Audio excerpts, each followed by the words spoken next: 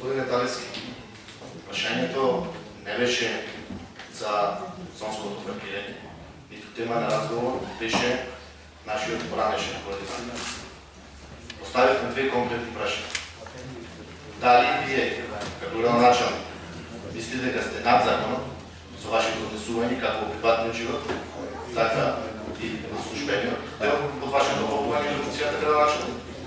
И другото прашање беше дали вие, како градоначалник, немате доволно бюджетски средства да си ги плаќате сметките и на овој начин давате пример на другите граѓани да следат вашиот пат.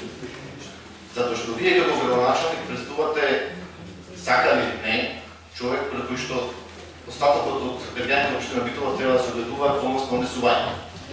Тоа дали ние вас не следиме или не следиме, па извинете, али вие одговорувате јавна функција како и ние овде и сите сме дел од јавниот живот.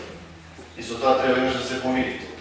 Вашата нервоза е јасна, очигледна, но повеќе од јасно е дека ова прашање беше поставено на дневен ред си со цел да постави или да го обзнани уште еднаш однесувањето на градоначалникот и неговите однесувања во изминатиот период, така да ние овде следиме со еден модел на однесување кој што вие го пратите. Затоа едно зборувате, друго правите на дело.